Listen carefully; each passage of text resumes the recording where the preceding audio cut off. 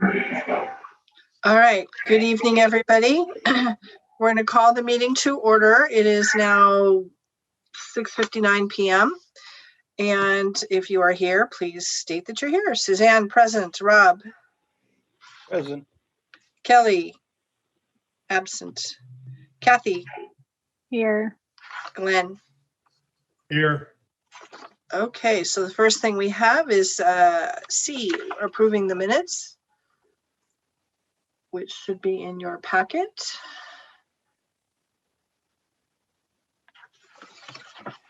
Are there any questions or corrections?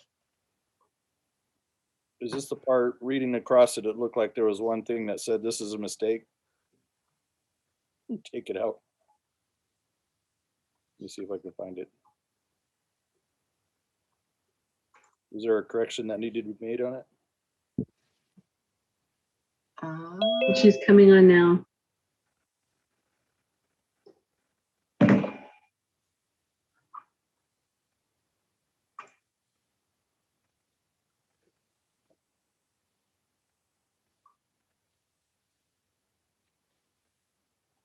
I don't see It's part E, under academic excellence.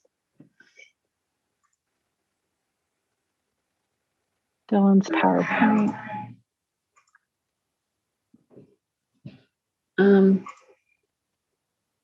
So 2E. Ashlyn, the meeting minutes are messed up in that it doesn't have them on the taking of the minutes. It only has me and Joelle on them. So I can't select.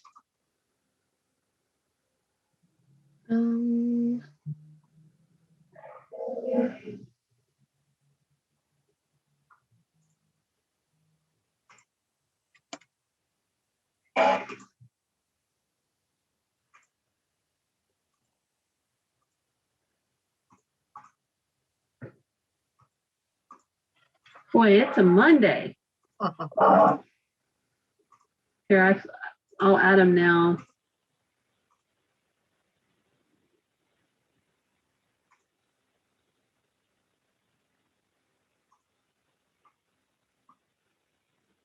All right, how about now?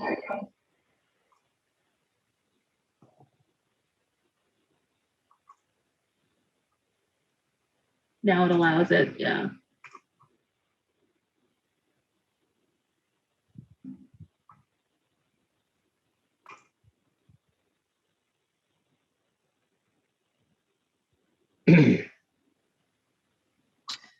I'm not invited. Oh, cool. So is the E then? Okay, so Ashley, you want to take over? There's still a problem with it.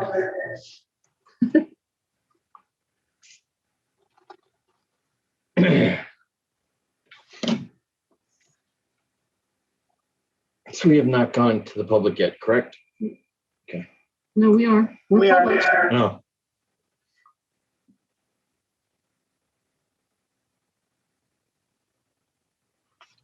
Sorry for anybody listening in. We'll get this all sorted out shortly.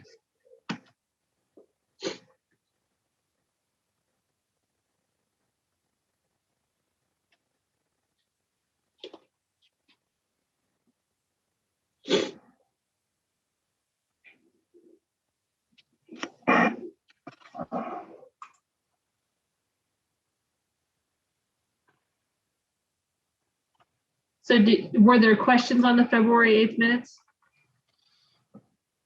The section E that states it's a mistake.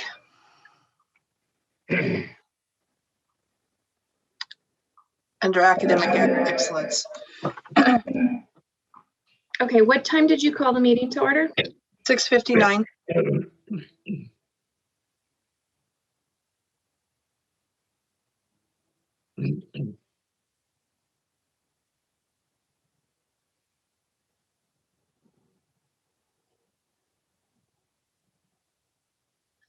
Okay. Now it's ready. Okay, so the question was under academic excellence in the last month's report. It says for this report, make sure to get Dylan's PowerPoint, and then it says this is a mistake, please remove this. Did they actually add his PowerPoint to this or not? Joelle said that she corrected whatever the problem was in the last meeting. I wasn't there, so I can't speak to it specifically, but she said that Dylan had sent something and then presented corrections to that, so she updated it. So it should be reflective.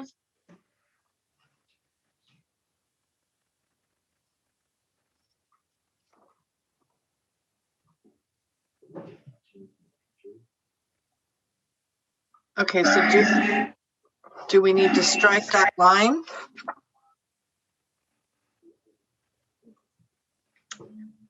Don't have a specific answer because I don't know what was corrected or what was presented. What I would recommend is maybe we table it and we do it next month so that we can get it fixed. Okay, let it, Just we based will, on the fact that it's a Monday. yes. We will table in the minutes from last month and move them to the next board meeting so that they can be corrected. And now I lost my place. Okay.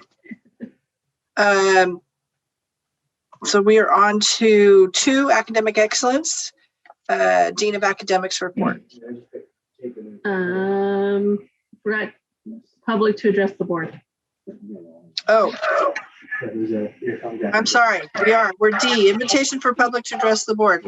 Ashley, do we have anybody? Give me 2 seconds.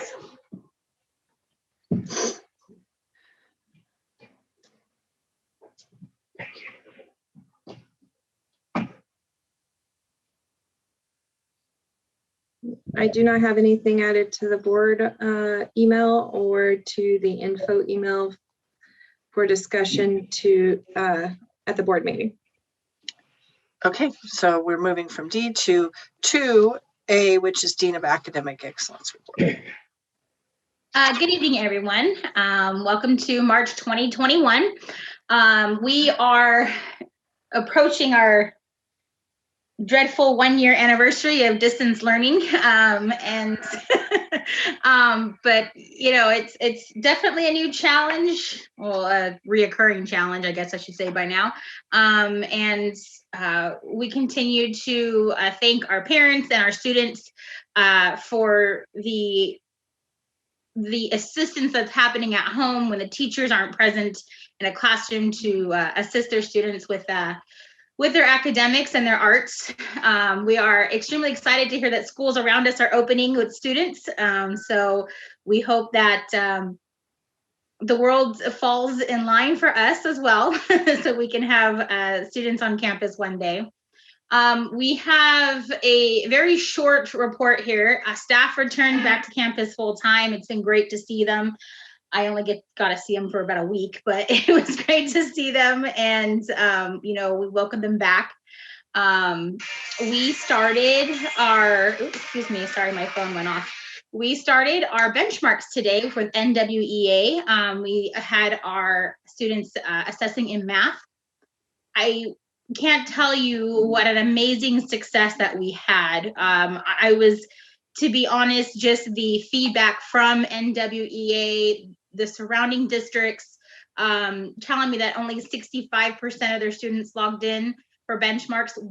I can't tell you the exact numbers, but we had a great success, a great turnout. So, you know, thank you parents, thank you students, thank you staff. Tomorrow is day 2 of math, because the test can take anywhere between 50 minutes to 4 hours for students to take.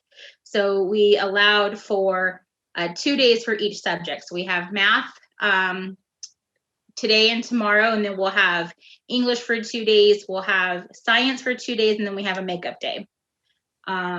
We have a rotation set in place, and you'll see that in I think the data portion of the board meeting documents. We're testing this out for state summative assessments when we have to take the SBAC. So the platform that we have set out with the students logging into different teachers' accounts is sort of a preview. And so far, from at least the 7 teachers that I heard back from today, the rotation was easy and it was a success. So I'm happy to hear that. WASC was not on our campus, but virtually on campus for a 2-day visit on March 1st and 2nd. Our teacher observations with conferences will begin this month. Staff is going to get an actual kind of a sheet to where they can see, their strengths and what's going on, so we can just give them that awesome feedback that they deserve. We've been approved. I'm happy to say that math and English curriculum for next year, so school year. Our teachers are going to start the curriculum process that we have set here at Encore, and they're going to start working on researching some English and math curriculum. I'm going to be meeting with the English and math teachers to start collaborate and do that as well. It's going to be for all grades, so we're pretty excited about that as well. That's all I have for you guys this month. Are there any questions? No, because we're quiet. It's Monday. Thank you. And then we're on to the information items, the reports. That's still you. It right? It is. I'll go quickly. I've attached some meeting notes that we had with different departments, such as independent study, our ELL meeting, department chairs, and then the Monday morning meeting notes I have with my staff every Monday morning. You'll also see the observation form that will be completed for the teachers. This was created based on a training of professional development that I went to a few weeks ago. It mirrors more of what to look for during distance learning and remote teaching. And then you will see the professional development that was pushed out to teaching staff for NWEA, as well as how to accurately read and decode the different data that we'll pull from the benchmark assessment scores.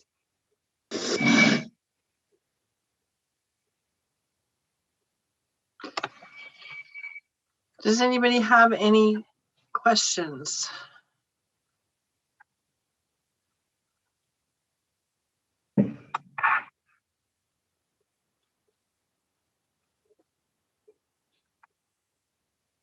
Oops, okay, thank you very much. With that, we will move on to C, 2021-2022 school calendars. All right. Because we are planning on coming back to school in person at some point, we wanted to make sure that we are looking at building what normal will look like in the fall. If you guys remember, we did push our start date back quite a bit to September 14th last school year in hopes that COVID would be over by then. Ha ha, snort, snort, there we go.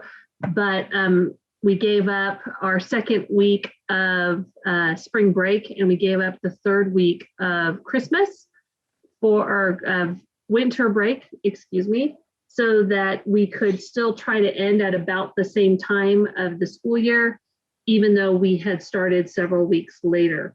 So what we're looking at in regards to the upcoming calendars is that we have backed up the start date a little bit, not back to the middle of August like we have done in years past, because we still wanted to make sure that the kids had a summer and that our teachers had an opportunity to also have a break, since they really didn't have it last summer.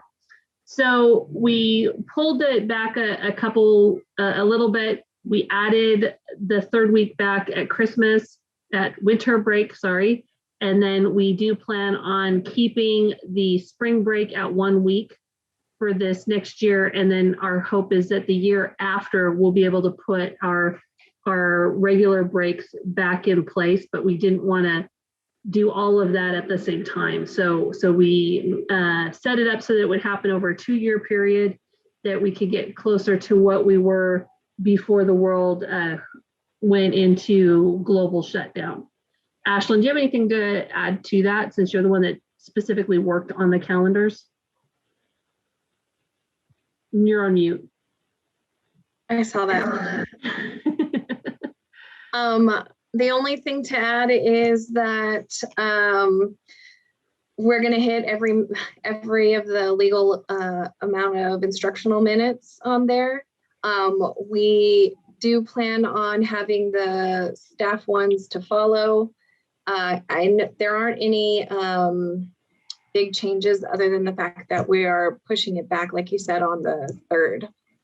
I mean, that's the biggest thing.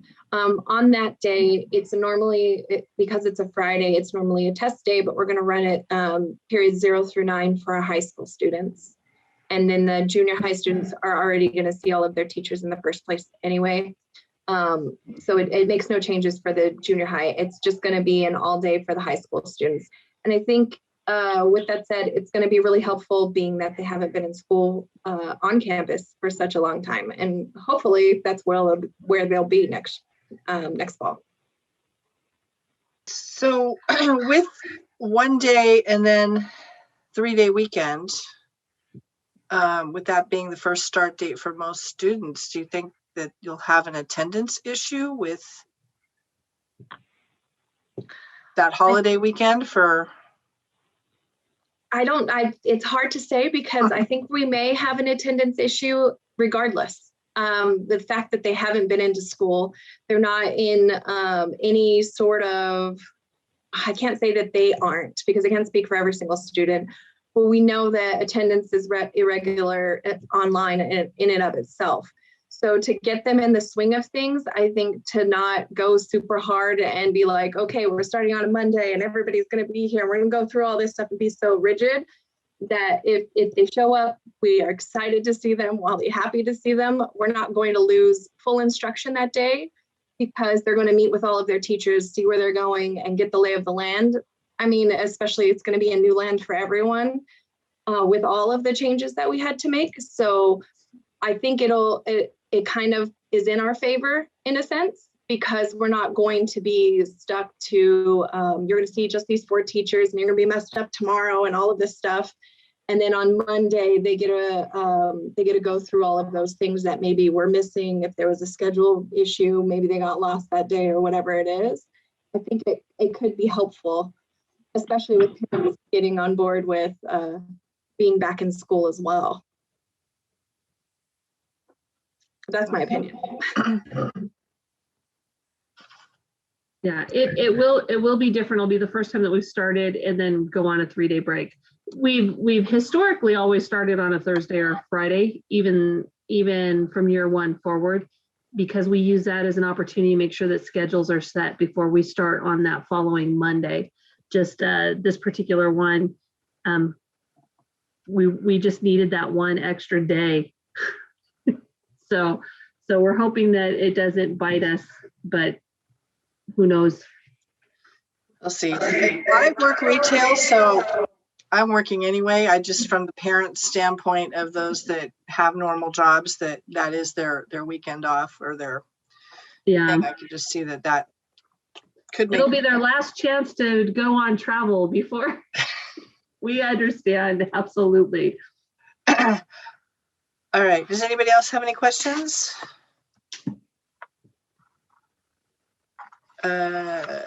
If so, we need a motion. If not, I'm sorry, we need a motion to approve the school calendars.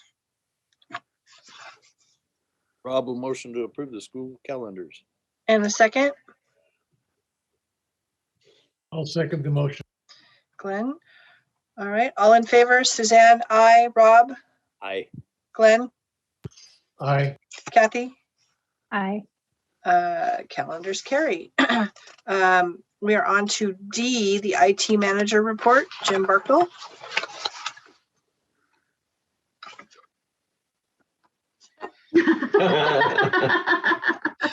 Points for Jim. That was good, Jim.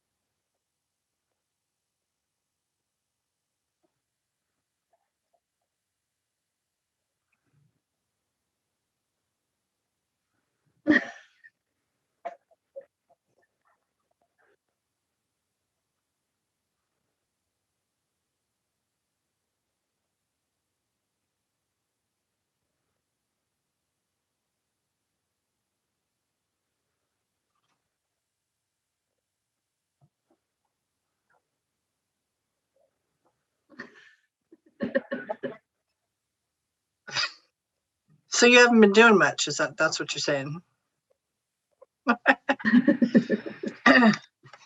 All right. Anybody have any questions for Jim? No. Thank you very much. For all that stuff. That's awesome. Yeah, that's a lot of stuff. Okay. Excellent report. Thank you, Jim. And my printer didn't really print right, so.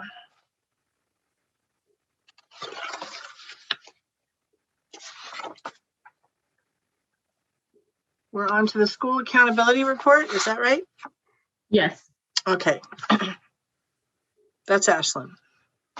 F, variable term waiver request. The first is. We're on school E.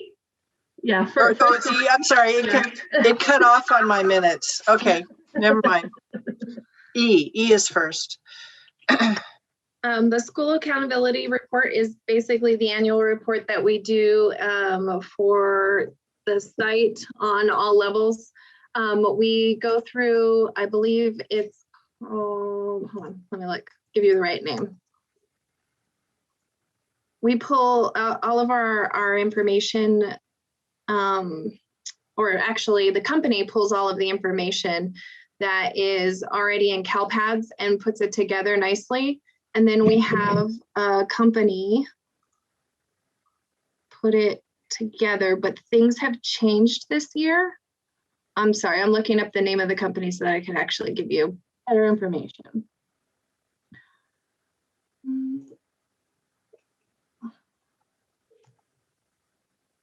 I think it actually stands for SARC too. They did something, let's see.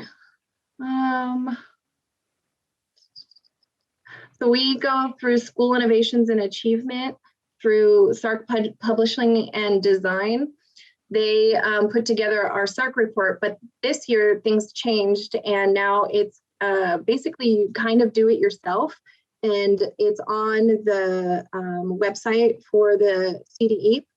And you go through just basically fill in tabs and you put all of your information that we gather for school safety, the information about anything about our new books or not education. What's the word I want, Denise? Curriculum. Our curriculum and our resources.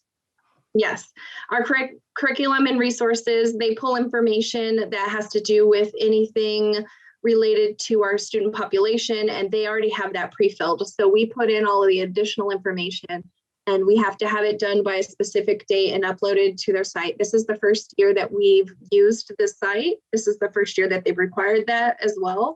So this is a direct reflection what you're looking at of what that site has pre-filled and we've inputted ourselves on all of the information that has to do with school safety, curriculum, student population, anything that has to do with public information that is, I want to say freely out there.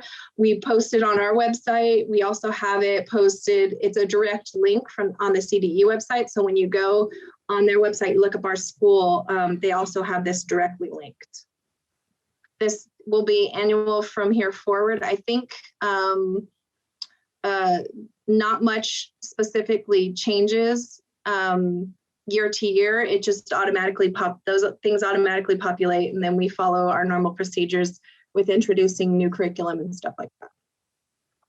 Any questions on what you're looking at, and I could be more helpful?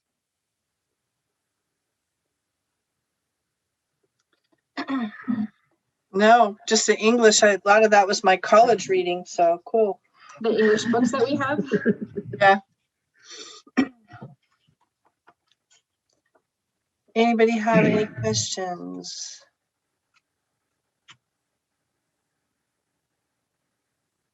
So we're at 7 AP courses, right? Is that what I'm looking at?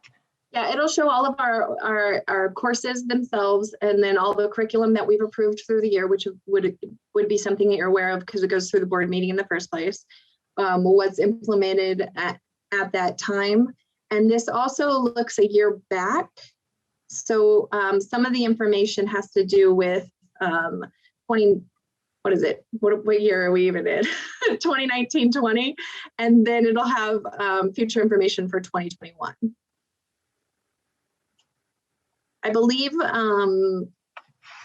January, February is when we into putting all the information into the system itself. But like I said, this was a whole new thing. I think a lot of us found, well, I think Denise and I found it a lot easier to go in and do that versus answering what the company was sending us. But they did a fantastic job prior to. They make theirs a little more fancy, add more pictures, things like that.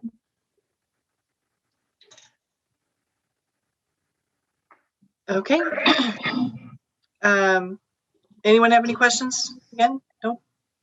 We will go on to the F that I so wanted to get to the last time. Variable term waiver request. This is waiver request that we are doing for our CTE preliminary teachers. So any teacher that is considered prelim right now, or preliminarily credentialed at this time for our CTE courses, they have not yet taken the English learners course at this time, and they have to get a waiver. According to the district, we needed to apply for this waiver. The board has to see what they're teaching, what grade levels they are, and then go for approval.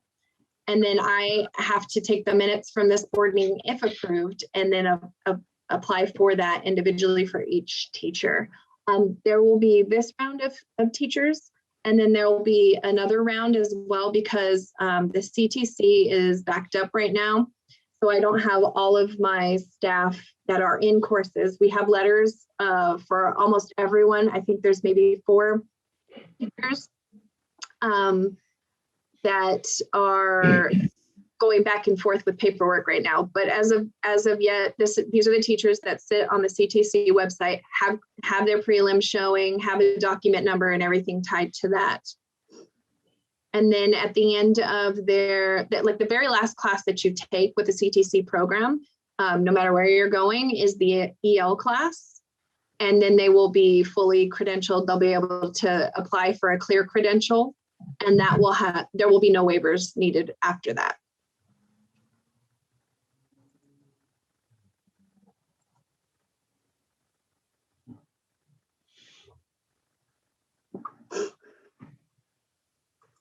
So is there a form that we're approving, or just the? No, I can't submit the forms to, you guys are more than welcome to see the forms individually. I cannot publicly publish them. Got it. This does have to be in public session, and it has their social security number, all of their information that is illegal to publish. However, if you have questions, I can answer those about each individual. Okay.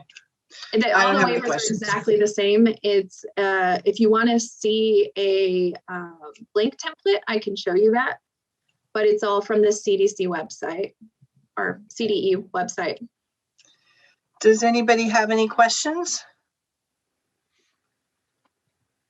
Then we need a motion to approve the variable waiver request.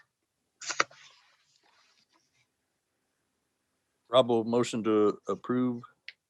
In a second, I'll second. Kathy. Kathy. All right. All in favor, Suzanne, aye. Rob, Aye. Glenn, Glenn, you're muted. Glenn. Aye. Okay, thank you. And Kathy. Aye. All right, motion carries. And the next is informational, G, the DOJ report, where there is nothing to report. Is that correct? Ashlyn, you just muted yourself. I muted myself so I could clean my nose. The DOJ report, we don't have anything negative to report now. We have an inactive employee who had a subsequent arrest, and then the other 3 employees completed and cleared their live skins. But this time, it's just a subsequent arrest notice. We don't have any other information on it. And they're not active, so it's nothing to worry about at this time. Okay. All right, so we are on to section 3, part A, staff liaison report. Jamie. And there was nothing to report since the last meeting. Except I did meet the new English teacher, and he seems like a pretty good guy, so I was impressed. Good, good. He is a man after my own age and beauty. Wait, Does he does have- that mean he's a vampire? He's going to suck the life out of you? He's after your age? I mean, So, Mr. Wagner, I have to tell you that when we interviewed him everybody kept referring to him as, you know, the guy that's like Jamie Wagner. Oh, when I met him on Friday, I said the same thing. I go, this guy's following my pattern. He got his credential real late. You know, it was really interesting. He's a Northern California boy, so. Does he have the mustache and beard? He does. Oh, I think his hair's longer. Yep. Well, everybody's hair is longer than mine, so I really could care less, but he does. Curtis is not. No, Curtis has more hair than me because I've buzzed mine more. He has great hair, good hire. And so everybody's back on campus, but no complaints yet? Is that what we're hearing? Yeah, nothing yet. Nobody's come to me, and I have heard no wars and rumors of wars. Good, excellent. All right, so we are on to B, which is Wayne. Do we still have Wayne? We have Wayne. Statement of economic interest discussion. So this is the Form 700s. Form 700, yeah. Yeah. Hi, everyone. Sorry, I'm not, well, maybe I'm not sorry, I'm not visible. I'm probably better on the phone than I am visually. But I just wanted to make sure that everyone who is a designated employee and the board members are comfortable with their Form 700 and filling it out. It's due no later than April 1st, which means you should open it like this week sometime. You don't want to wait till the last second. If you're late, you are fined $10 a day up to $100. And you just don't want to be late. It looks a little sloppy, right? So if anyone has any questions, feel free. I don't know if you want to go through Suzanne to me, or if you want to let people just email me directly. But I'm happy to answer any questions you might have on any of the schedules and what you have to report and what you do not have to report. I'm happy to answer any questions tonight if you have any, or talk about a few things if you'd like.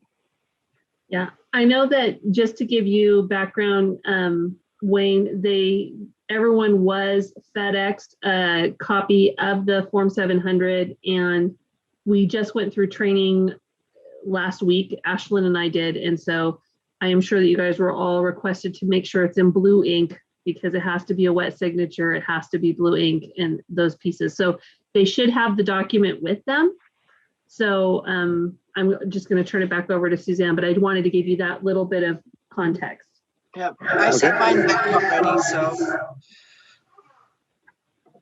Wayne, I got the form too, and I called and asked about it. They said that we would be able to discuss it tonight because I'm seeing where I'm supposed to sign or fill in here under section 4, schedule summary. And I'm not sure what all these different schedules, what am I actually supposed to report? I mean, I don't work for the school other than on the board. I don't have any economic interest in the school other than the board.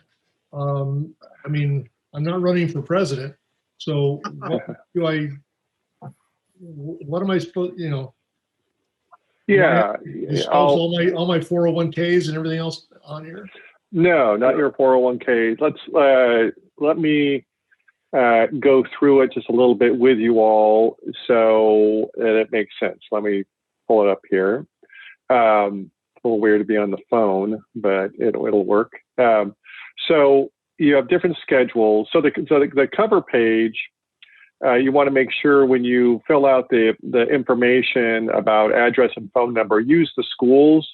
Don't use your personal address or your personal phone number. This is a public record. So make sure you use the school. Wayne, I yes. did pre-fill those sections for all of the board members, so that way Oh, it great. wouldn't be in question. I left the entire packet as a whole, but I pre-filled their name, address, and put it all as the Perfect. school phone number so that they wouldn't have any of those issues. Great. Okay, so let's go to, real quick, let's go to Schedule A1.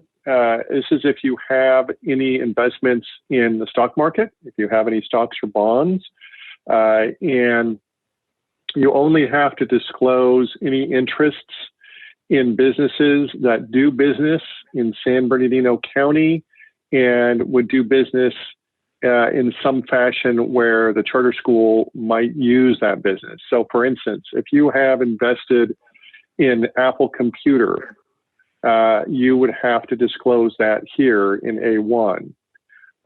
If you have investments in Coca-Cola or any kind of directed investments, you have to report those here.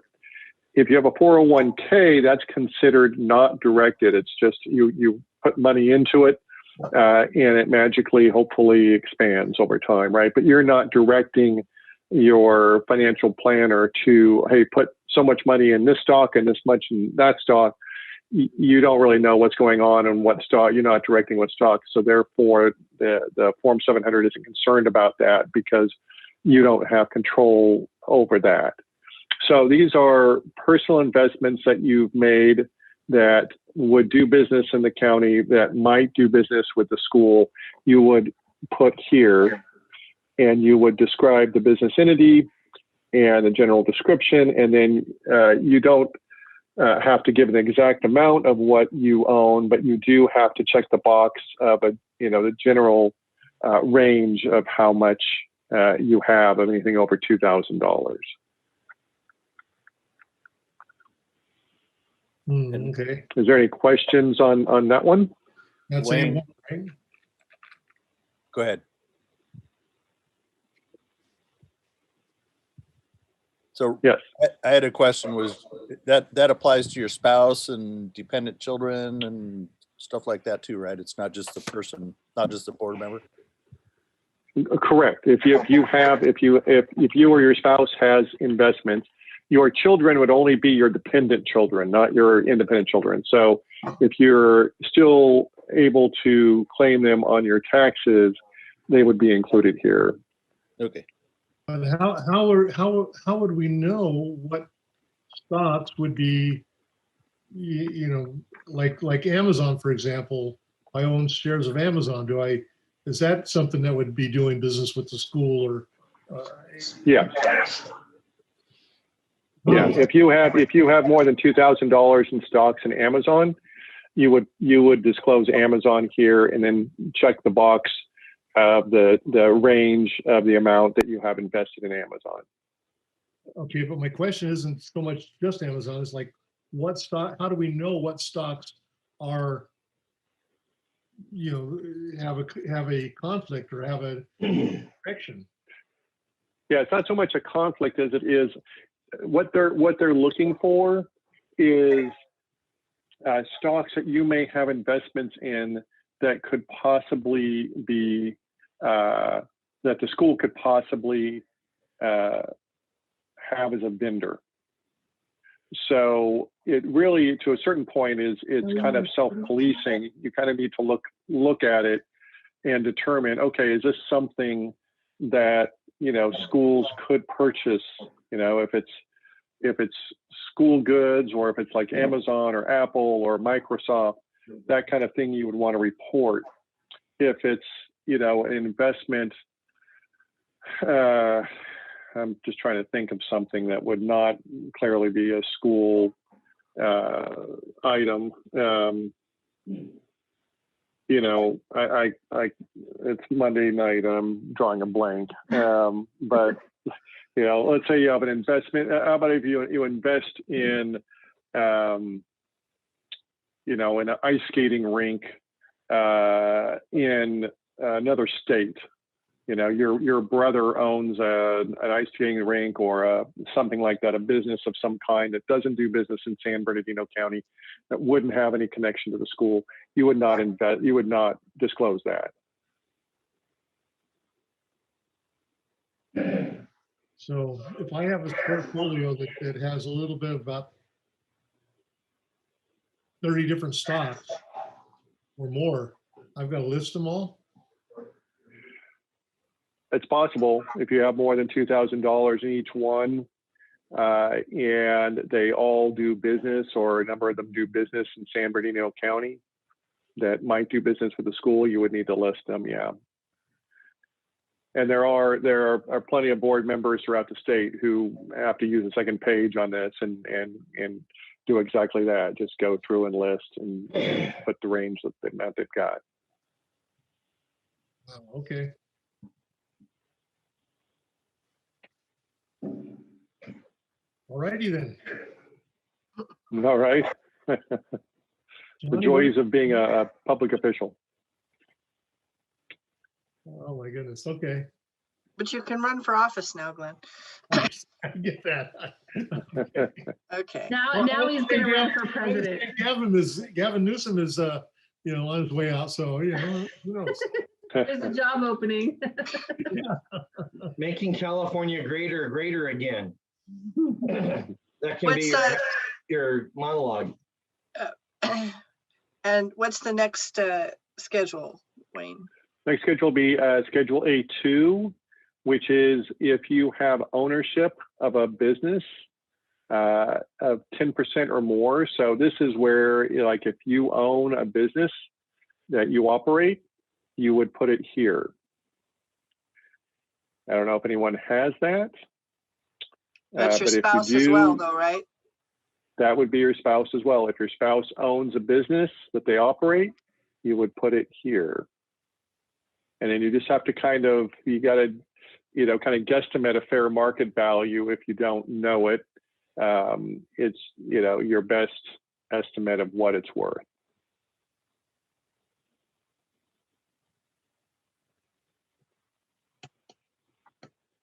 And then, so for instance, let's say that you own a flower shop, and the hospital in town has done $20,000 worth of business with your flower shop in the past year.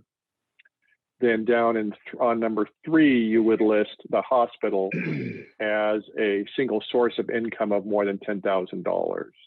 So if you do business with anybody that is significant, what this form considers significant is over $10,000, you would list it there.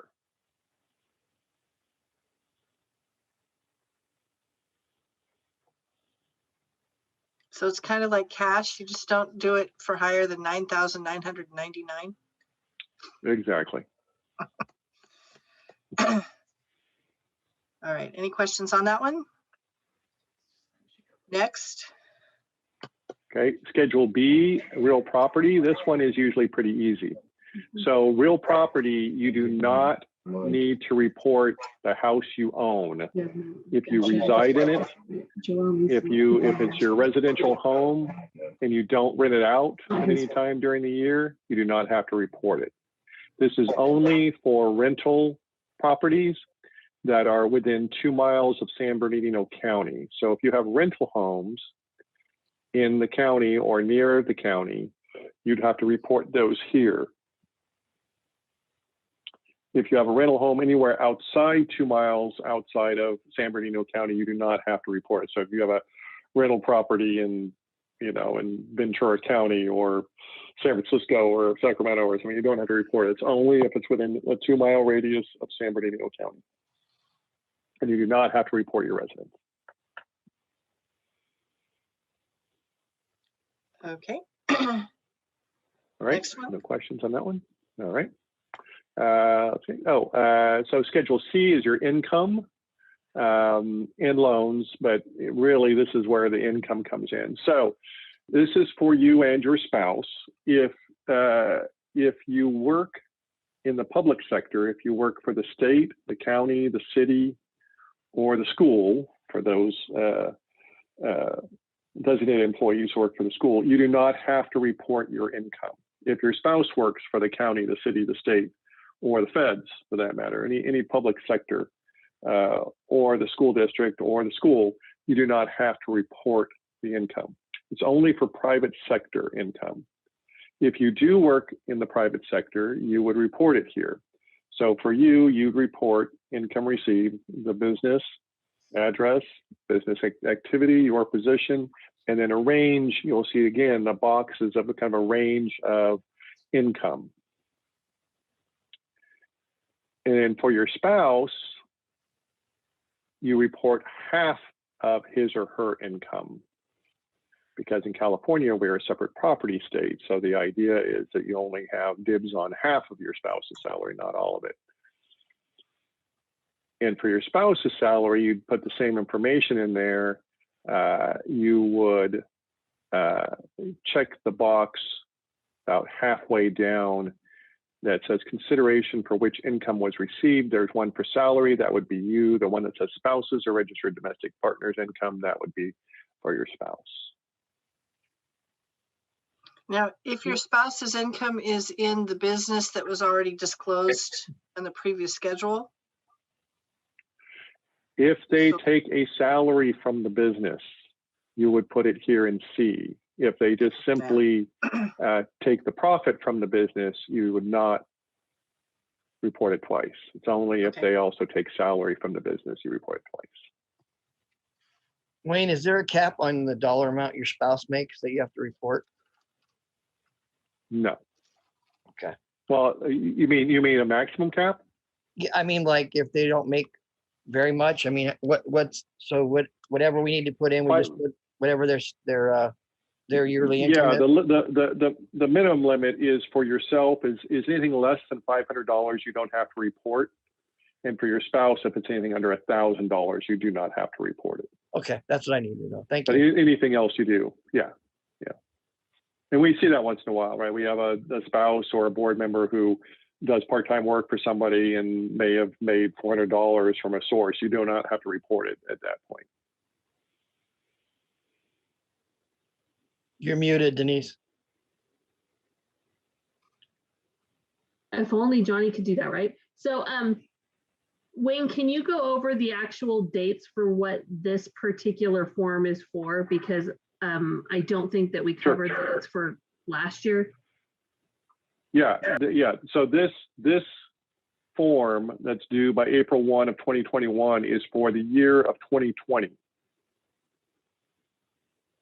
Okay. And So, that's with everything. so when we're talking about stocks, when we're talking about income, we're talking about income in 2020, not my current income. Okay. Correct. Darn it. Yep. You look at that annual income in Schedule C, the amount that comes from the calendar year of 2020. Okay. I thought I was going to get off easy on that one being retired, but all right. Well, and if you're retired, if you're receiving a pension, you do not have to report your pension. You only report active salary. Well, the only thing I get is But if you just retired.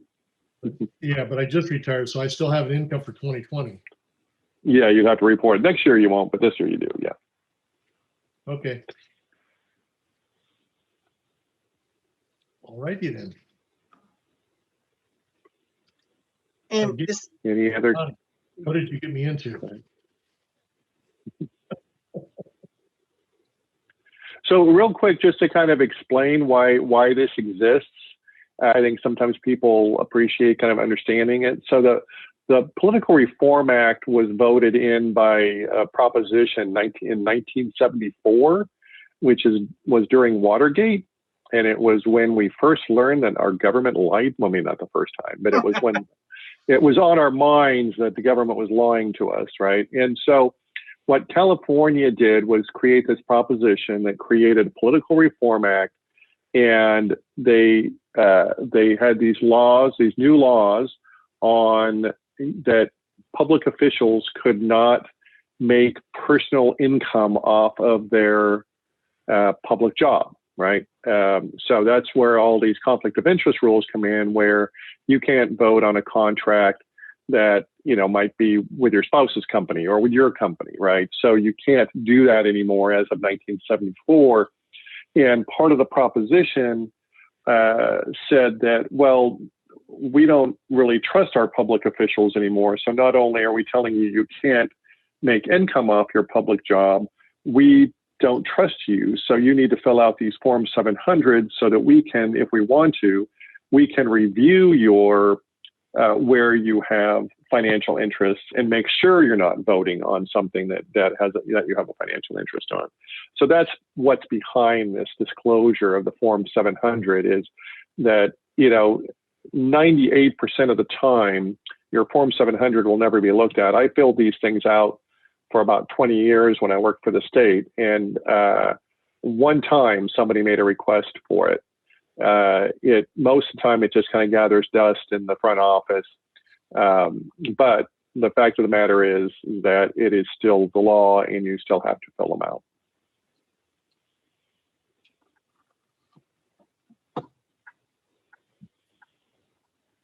On Schedule C, I should make it clear also, with down near the bottom of the page, it talks about loans received.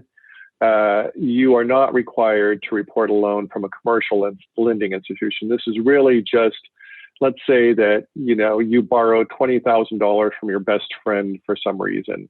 You would have to report that. So that's what they want reported, not, you know, your loan for your house or your loan for your car, or credit cards, that kind of thing. That's not disclosable. But what is disclosable is if you have borrowed money from someone personally. Okay. Are there any other Okay. questions?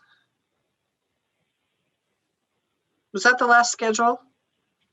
One more schedule that Oh. usually doesn't have to be filled out, but I'm going to mention it real quick because if you do have a situation, you do have to fill it out. And that's Schedule D, as in dog, and that is for gifts.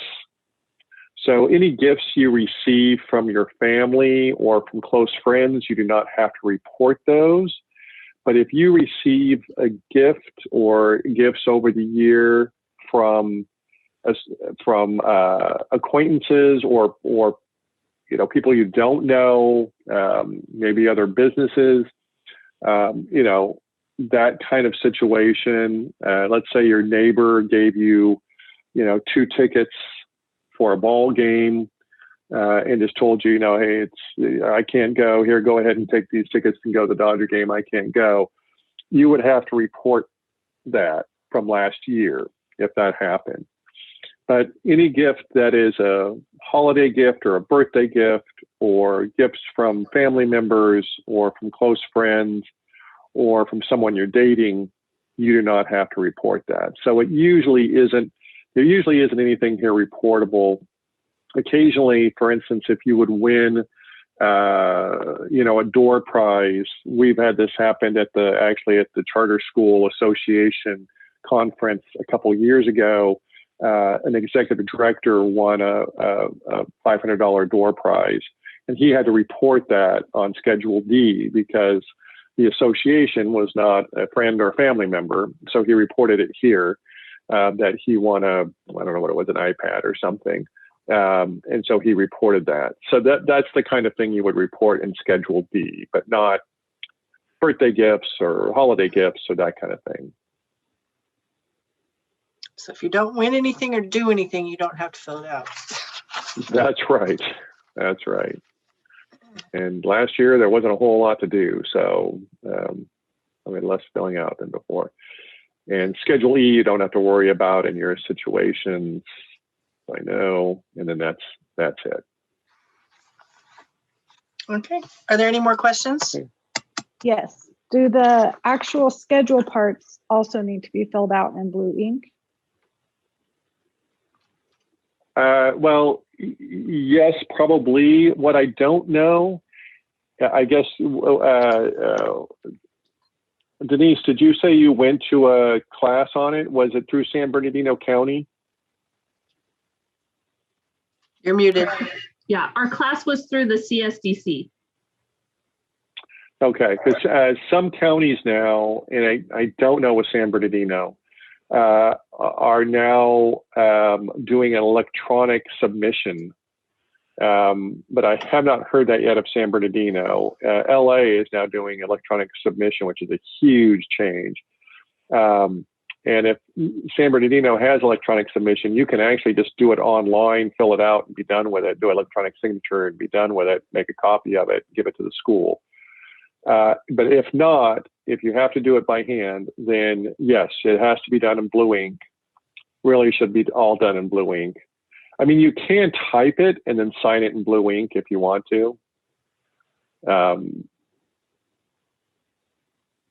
and then you will keep a copy of it because it'll help you next year knowing what you filled out this year. And then you'll give it to, is it Ashlyn who is your filer? Filing Yes, official? it's Ashlyn.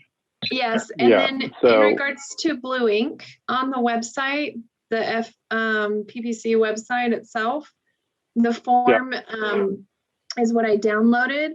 And on that website itself, all the fillable parts changed to Blue Ink. So I would say yes, everything has yeah. to be Blue Ink. Yeah. And are we allowed to make any corrections on the front page? Yeah, absolutely. And you can download, you can go to the, you can just type in Google FPPC, or not FPPC, Form 700 and download a new one if you need, if there was any mistakes made. And then just refill in the parts that you pre-filled. Yeah, the basic thing is it's just got to have Encore's phone number, address, and stuff like that, because that was the biggest thing. So no like crossing out, initialing, just redo, just No, do you a new should one. refill it out. If there's issues, I wouldn't cross anything out. I would refill it out. I will say, since you mentioned that, what made me think of it, if you fill this out and this isn't uncommon, 2 months from now, something happens and you realize, oh, I forgot I have an investment in this and I didn't put it into my Form 700. Don't panic that you're going to go to jail or something. It's not a big deal if you forget something and you honestly forget it.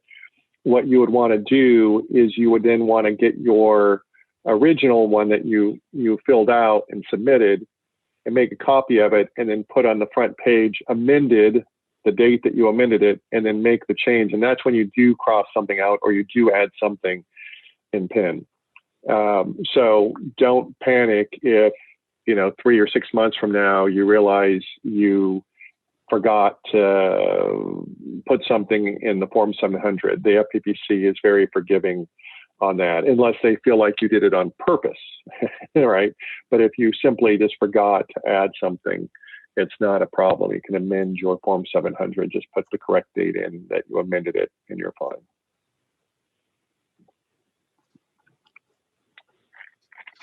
Any more questions? All right, thank you, Wayne. All right, thank you. We're moving on to number 4, operations, the risk manager report. We need to make a correction on this. It shouldn't say risk manager, because you see maintenance. Risk there. maintenance manager. Yeah, there's no risk maintenance manager. There's a maintenance manager, and then there's risk manager. And Joseph Griffin is not a risk maintenance manager. He is just the maintenance manager. So I think He's the facilities manager. He's the facilities manager. Risk maintenance is Curtis. Didn't Curtis do his report last month?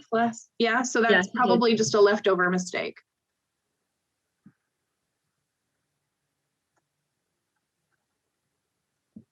Is he calling in? He hasn't responded yet. Okay. Oh, that's a ding. Okay, so but he has the projects, right? Yeah. Yeah, he submitted a written report. I'm trying to get him to where he can call in. He would. Somebody just called in, Johnny. No, that's Paul Corey. Oh. Do we want to go to Paul? No, it's not his turn yet. Okay.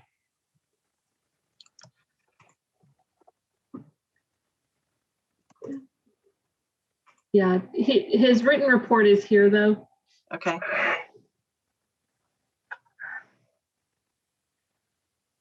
Anybody have any particular questions on that report?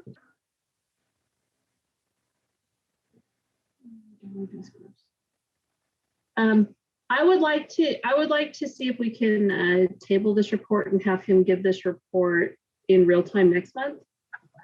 There's more detail than what he has here. Okay.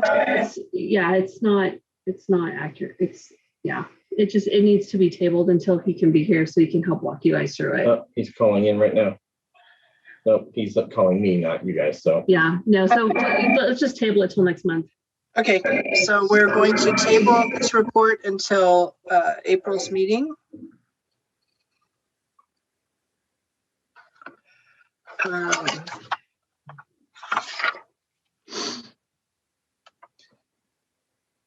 Okay, I have section 5A, the board on track training that Denise is going to describe the training she sent us. Yes, so over the course of the last month, I had sent you guys a self-guided training for an efficient school board. And so basically it is something that you can go through piece by piece. It's called Governance Academy. It's through the CSDC. I don't know how many of you guys have logged in yet, but it should be in your Encore email. So if you guys can take some time to go through the Governance Academy over the course of the next month, that would be your board training for this month. And I haven't started it yet. So, but I know that I think there's 6 modules in it, and it's all self-paced. Did everybody get that? From, I think it was Leslie, somebody, or? Yeah. Yeah, okay. I know she had a problem with Kelly's email, but I gave her the correct email. Okay. Because Kelly just has the Encore Ed Corp. I guess it doesn't show up at Encore High School. That's weird. Okay.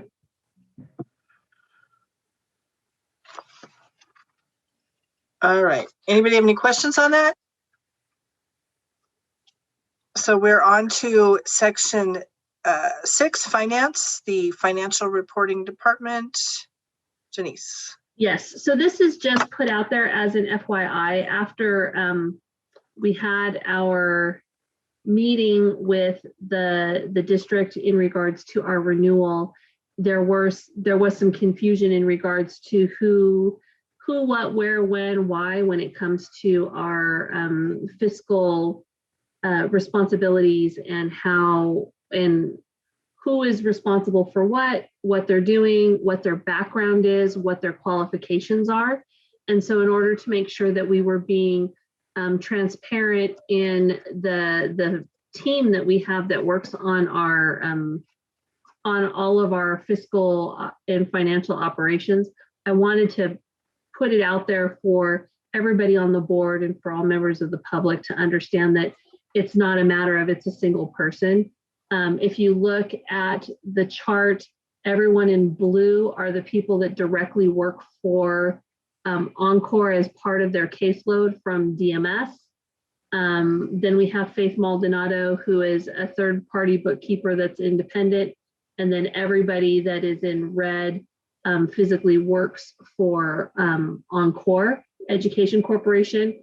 I do want to point out that it does say that the fiscal controller position is vacant. We did fill that on the 1st, and that is Carol Walker, and she will be starting with us on the 16th. She was giving her 2 weeks notice at her current employer. So we will see her next week. Does anybody have any questions in regards to our financial team? Nope. So it should be clear to everybody that you're just not doing this in your part-time in the back room. No, I don't have a calculator and extra crayons. There's a team that's helping us make sure that we're doing all of our reporting appropriately. Anybody have any questions on the chart? Other than the print is tiny? I found a new platform that fixes that. I've got to figure out, finish learning how to use it, but I did find something that helps with that. Okay. All right. The next thing is item B, the audit engagement letter requiring a vote. Again, Yes. Denise. Yes. So Nigro is the third-party auditor that we used for this prior year. as you guys are aware. And we had only agreed to a 1-year contract with him for the firm for last year. This particular engagement letter is for 2021 through 2023. I would like to recommend the approval of this particular engagement letter. He is the same auditor that the district uses, so they are comfortable with his processes and procedures. And after going through his processes and procedures for this year, we're comfortable with him as well.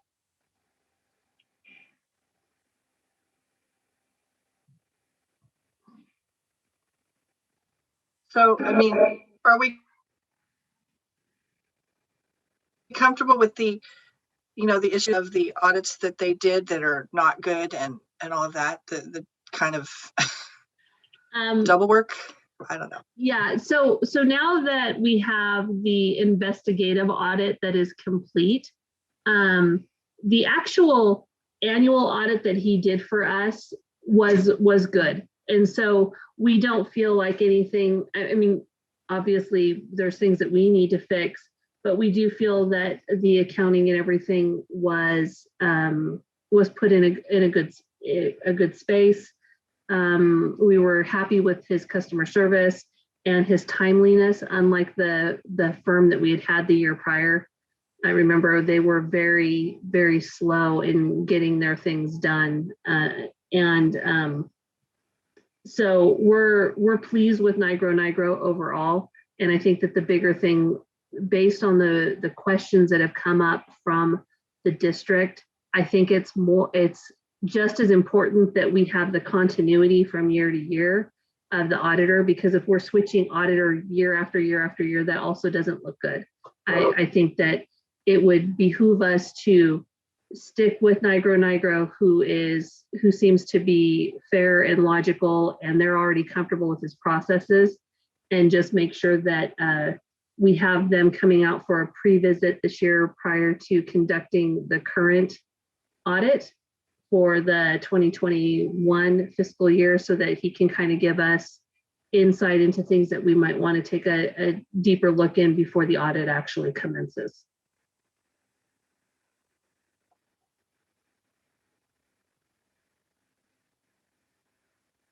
Does anybody have any questions on that?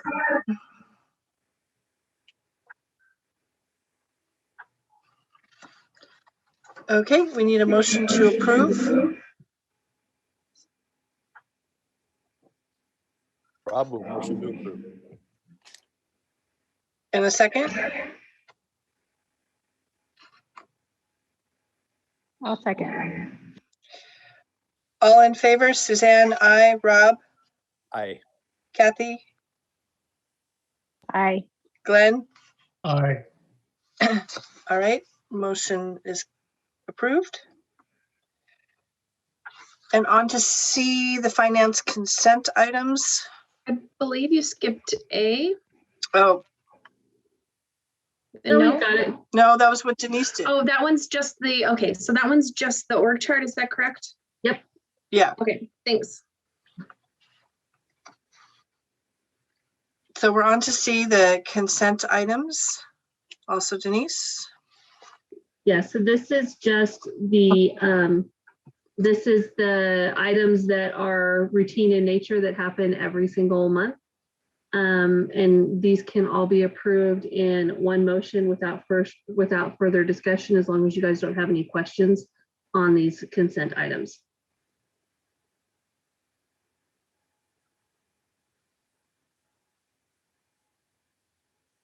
Does anybody have any questions?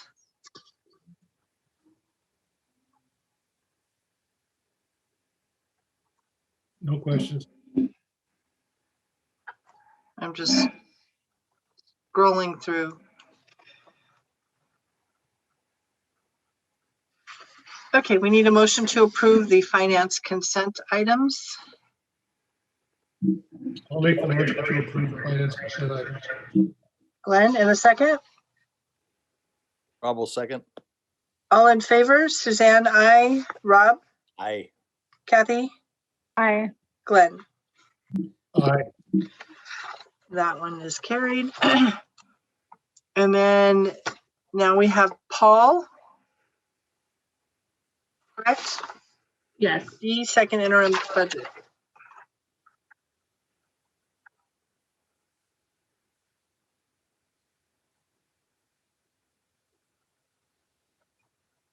Oh, I think he's muted. And I don't have the ability to unmute him. Can you hear me now? Can you hear me now? Okay, there we go. Okay, sorry about that. Hi, my name is Paul Corp. I'm with Delta Managed Solutions. I'm here to present the second interim report. This is the second and final budget revision for the 2021 fiscal year, and it's through 7 months, or 58% of the year is now completed. So we look at the run rates and the trends, discuss with management the plans for the remaining part of the year, and then make tweaks to the budget so that it accurately represents what we're actually seeing. It's been a crazy year, as everybody can imagine.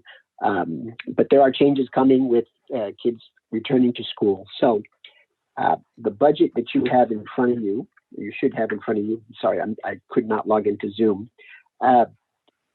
There are some slight changes from the first interim, and I'm going to go through them in order.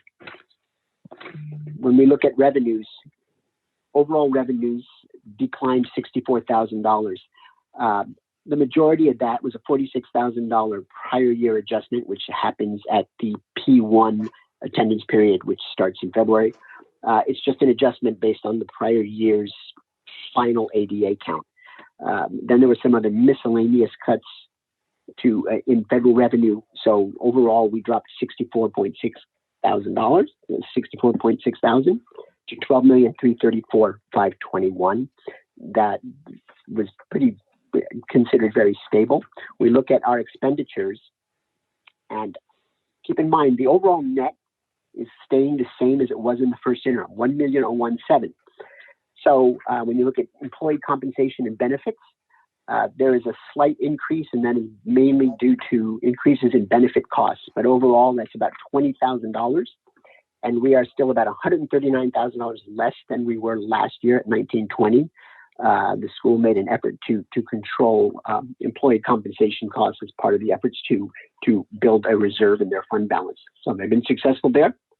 The remaining two pieces are your materials, curriculum materials, supplies, and then outside services and operating costs.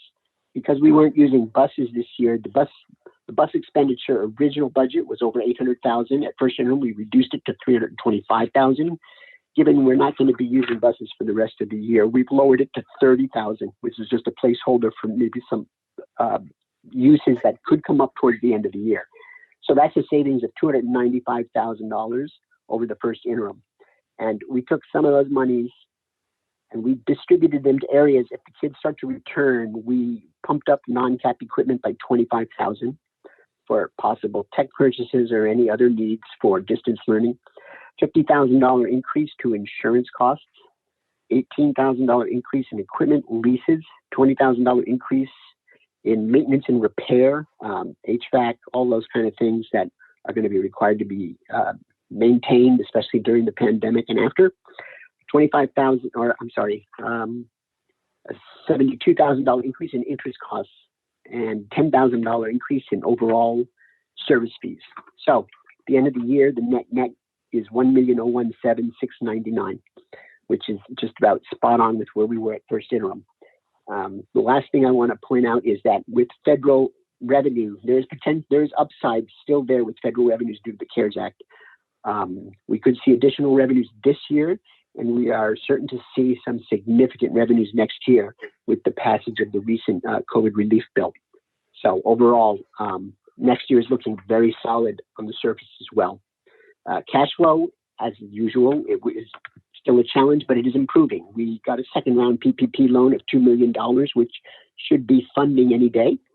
So given that and the traditional factoring with CAM that we've done, we're going to keep a close eye on cash. The $2 million certainly helps, but there's probably some still potential borrowings there as we work our way through this year with the deferrals to the LCFF. But overall, with this contribution of $1 million to our fund balance and the positive budget we're hearing about next year, This is clearly an opportunity for the organization to set its course right and to establish a significant fund balance moving forward. That's all I have. If there's any questions.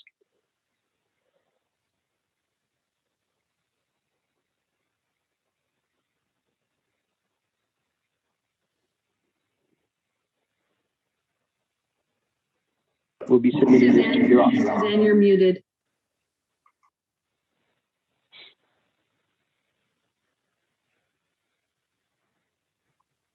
Okay, there. I didn't have any questions. Did anybody else? Nope. All right. Sounds promising. What was that? It said it sounds promising. Relief and everything come good. Things are looking very good, I've got to say. Good. That is very nice to hear. Thank you very much, Paul. My pleasure.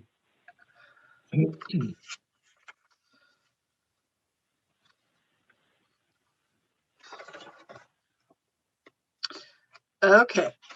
So now we were on to, I'm not sure what we're on. My thing didn't print.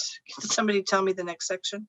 We are on the audited actuals because you did second interim budget, and then we have audited actuals. Question, do we need to vote on that interim budget because it says? Yes. Yes. Okay.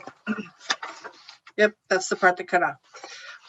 All right, motion to approve the second interim budget. Rob will motion to approve.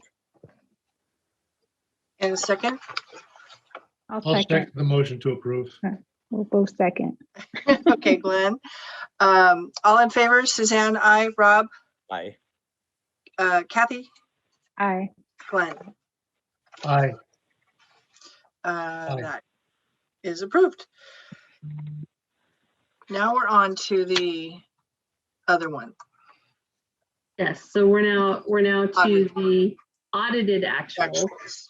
Yes, and you folks were sent this particular document, should have been sent it a couple weeks ago so that you've had an opportunity to review. And it does show that we are making improvements as Paul has said year over year. It does say that we absolutely have to make sure that we continue to watch our spending, watch our enrollment to make sure that we are continuing to meet where we need to be in regards to being able to stay fiscally solvent in regards to everything. We also have we do have a couple audit exceptions. Most of them revolve around internal controls. And you guys are well aware of that. Part of our action plan to make sure that we were fixing that was the hiring of Carol Walker, the fiscal controller, and she will start next week. And also the contracting with the third-party bookkeeper to also make sure that we're really laboring down on those internal controls. Paul, did you have anything to add in regards to the audit itself outside of the internal controls piece? No, it's, everything went fairly smooth. We look forward to working with your controller, and that will help with internal controls as well. Having somebody just whose sole job will be to really look at things and help us ensure that we're compliant. Okay. Yeah. So overall, we, like I said, it's a decent report. There are some, especially when it comes to internal controls, we need to make sure that we are implementing the prescriptive advice that was given by him, and then also the prescriptive advice that will come from our own fiscal controller. And we just need to make sure that we're really watching our spending and watching our enrollment, because those are going to be the two pieces that are going to play into making sure that we stay solvent. And I've shared with everybody prior that enrollment piece is going to be that dangling participle on this, because we don't know what enrollment is, what's going to happen when it comes to overall enrollment when the world reopens. So we're going to continue to press on, but we have budgeted for the next year very conservatively to make sure that we are keeping that in mind. There will be one more audit that will show the closure of Riverside, and that is the one that is of interest for the district. But that one will not come out to show the final numbers and how everything rests out for Riverside until about December of this year, because we have to complete this fiscal year before that audit can take place.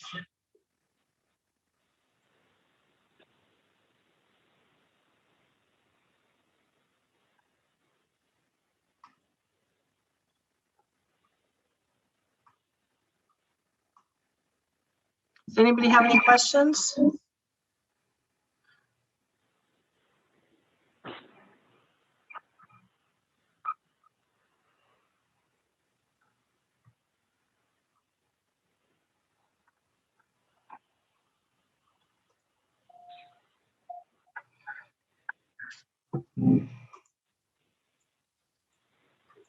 Okay. Was this something we needed to vote on? No. Yes. Yes. Yes, you have to approve the audited actuals. And then Ashlyn, if we can make a note that once they are approved, we have to make sure that it also goes to the Riverside District as well as HUSD. These audited actuals? Yes.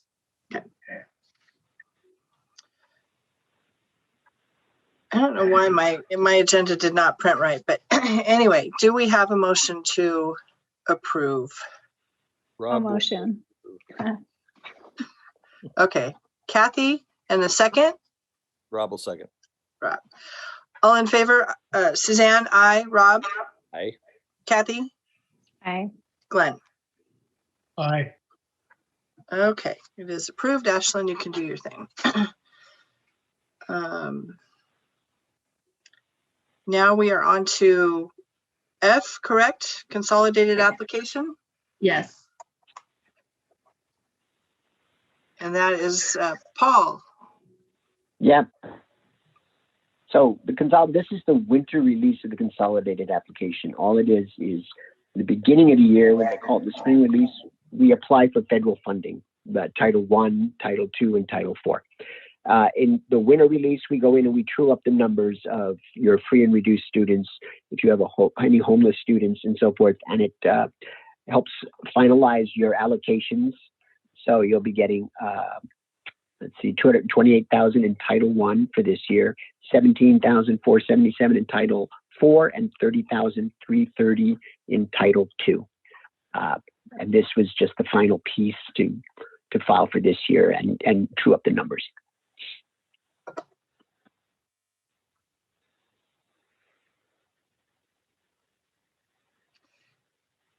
And does anybody have any questions on this one?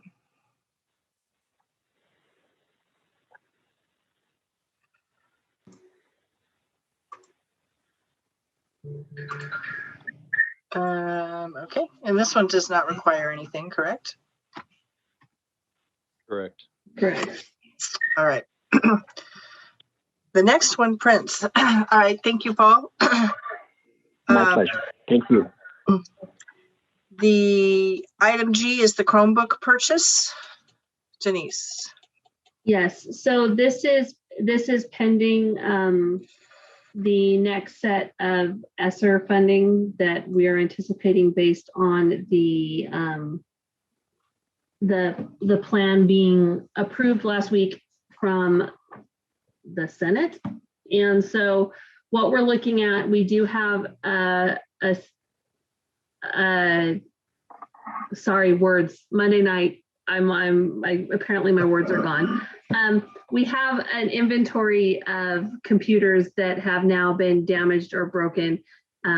Talking to the IT department, it sounds like we are actually going through Chromebooks a little bit quicker this year. I think just because of the use and the location of the use from the students. And so they may not be treated as nicely as they have been treated on campus. And so again, pending the ESSER funding, we wanted to get an approval to be able to purchase 250 additional computers for the new year so that we can make sure that we can continue with our one-to-one Chromebooks. Jim, did I cover all of that correctly?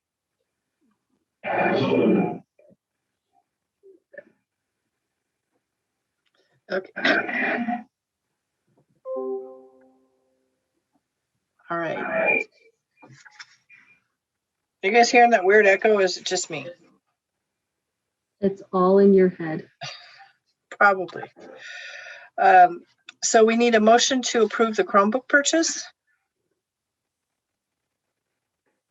Can I ask a Can I question? ask a question Oh. about the Chromebook purchase first? Yes, sorry. Okay, a lot of the Chromebooks have to be repaired because of the way they're used. What accountability do the students have to the school for the Chromebooks? Jim, would you like to respond?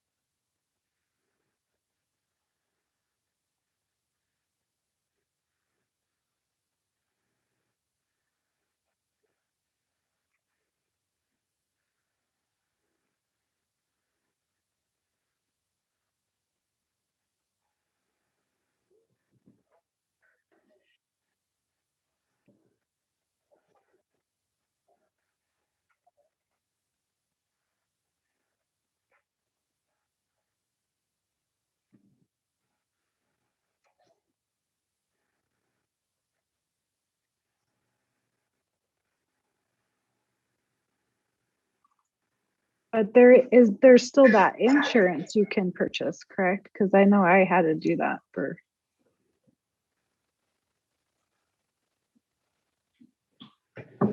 Yeah.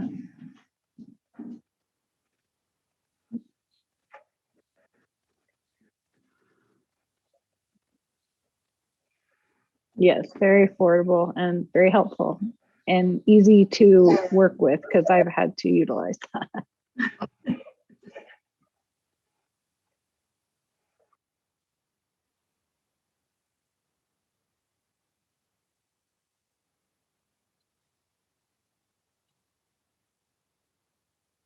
And Rob, you had a question too? I think I got most of that, Tim. You came across pretty garbled, but I think I understand. So the school is protected on the students' use of the Chromebook. That's what I was mostly concerned about.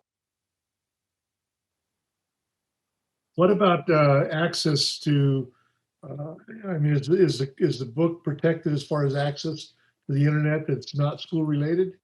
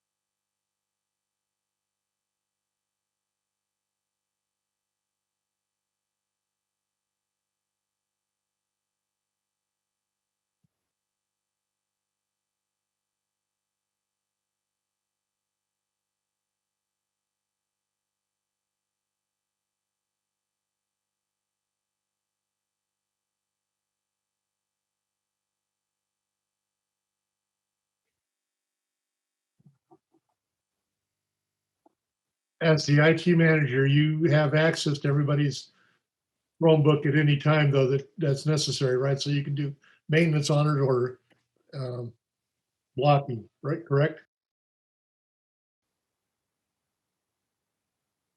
So I Thank guess you very much. my question might follow. Is this over and above the normal wear and tear we would expect? Or is it being abused? Are we having to spend a lot of extra money?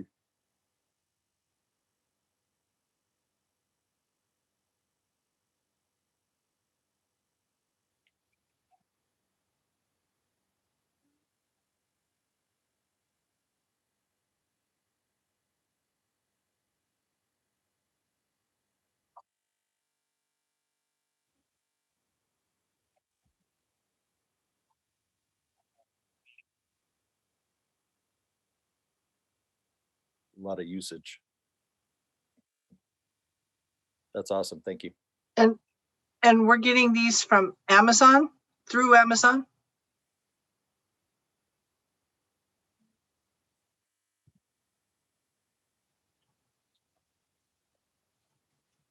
And I mean, currently that, it just cracked me up because of Wayne's use of Amazon stock, but, and that's our best pricing on that right now.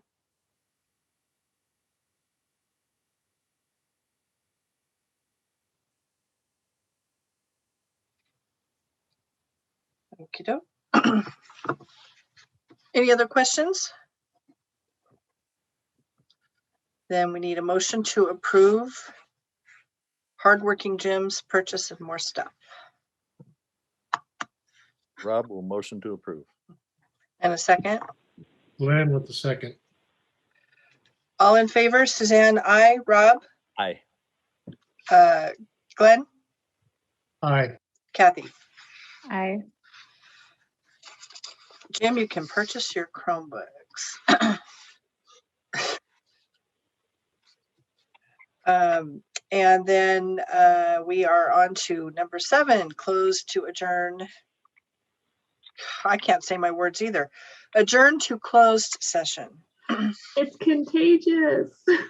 It's been a long whatever.